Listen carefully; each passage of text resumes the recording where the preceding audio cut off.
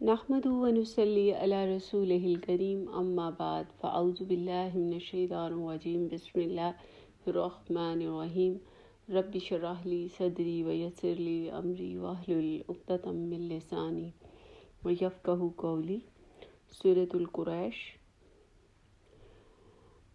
اس سورۃ مبارکہ میں قریش والوں کو اللہ کی نعمتوں اور اللہ کی رحمتوں اور مہربانیوں کے بارے میں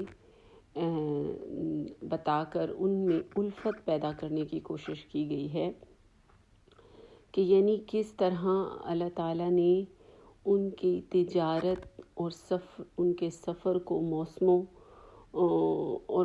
کو ان کے لیے موضوع بنایا۔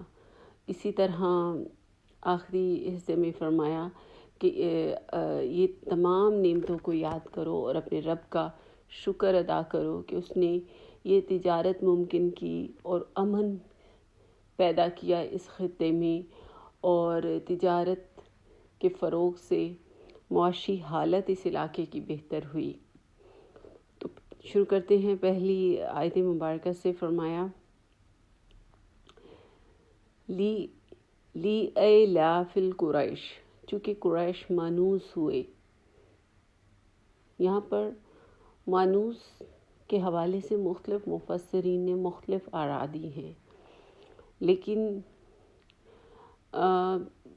بنیادی طور پر قریش پر اللہ کی نعمتوں کا کوئی شمار نہیں، لیکن اگر کسی اور نعمت کی بنا پر نہیں تو اسی ایک نعمت کی بنا پر وہ اللہ کی بندگی کریں۔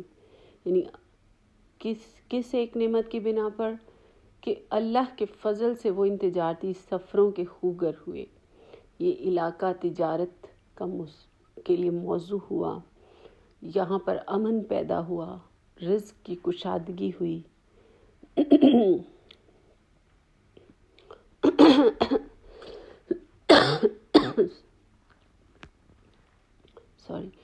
پھر فرمایا الی فہم رحلۃ الشتاء والصیف، یعنی جاڑے اور گرمی کے سفروں سے مانوس،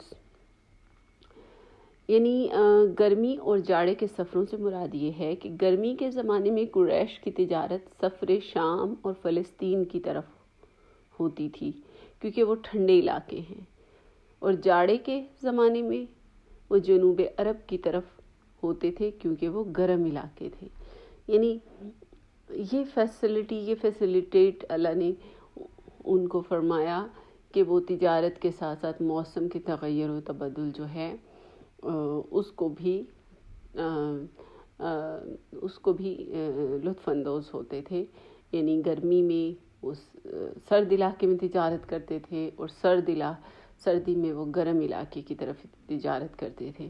تو نہ صرف ان کی جسمانی تسکین کا باعث موسم تھا بلکہ ان کی تجارت یعنی مالی سہولت کا باعث بھی، اور یہ اللہ کی نعمتوں میں سے ایک نعمت ہے۔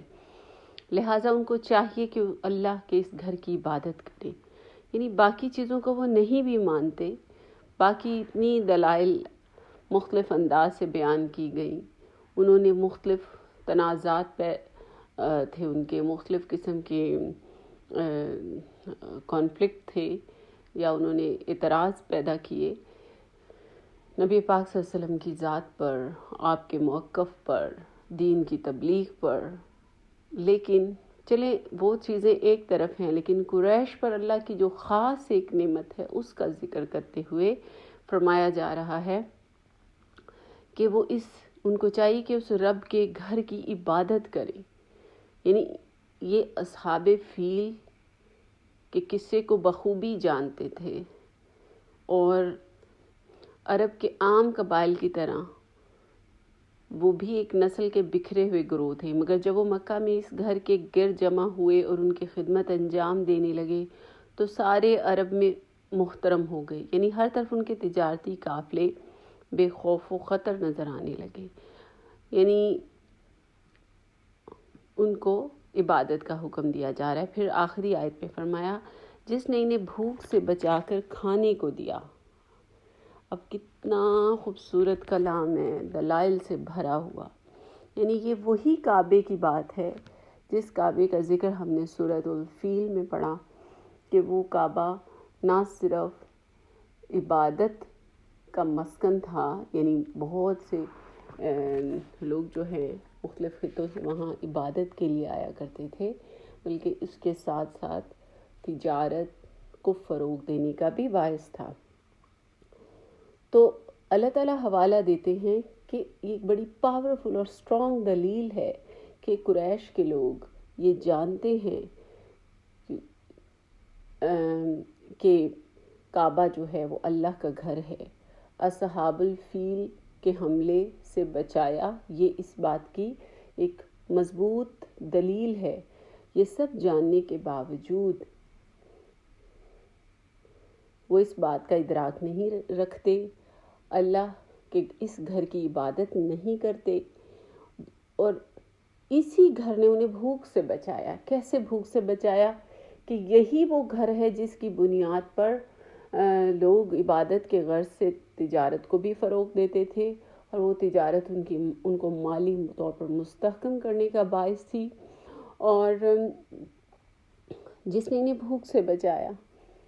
یعنی اس کے اپوزٹ ہم سورہ فیل میں پڑھ چکے ہیں کہ ایک عیسائی بادشاہ نے جو کلیسا تعمیر کیا، اس کا مقصد نہ صرف یہ تھا کہ لوگوں کو کعبہ سے دور کر سکے، اور ساتھ ہی اس کے پیچھے اس کے اکنامیکل بینیفٹ اور حکمت عملی چھپی ہوئی تھی، لیکن اللہ تعالیٰ نے اس کے تمام جو پلاننگز تھیں اس کو نیست و نابود کر دیا، اور خوف سے بچا کر امن عطا کیا۔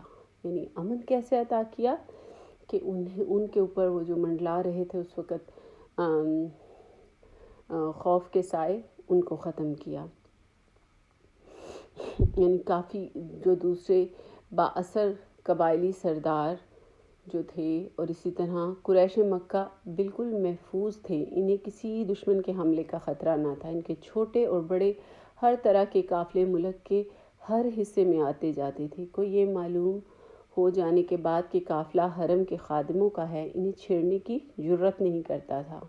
حد یہ ہے کہ قلعہ قریشی بھی اگر کہیں سے گزر رہا ہو اور کوئی اس سے تعرض کرے تو صرف لفظ حرمی یا انا من حرم اللہ کہہ دینا کافی ہو جاتا تھا۔ یہ سنتے ہی اٹھے ہوئے ہاتھ رک جاتے تھے۔ اسی کے ساتھ سورہ مبارکہ کا اختتام ہوتا ہے۔ اللہ تعالیٰ ہمیں اس کلام کے سمجھنے اور اس پر عمل پیرا ہونے کی توفیق عطا فرمائے۔ آمین یا رب العالمین۔ سبحانک اللہم اشہد ان لا الہ الا انت استغفرک واتوب الیک۔ السلام علیکم ورحمۃ اللہ وبرکاتہ۔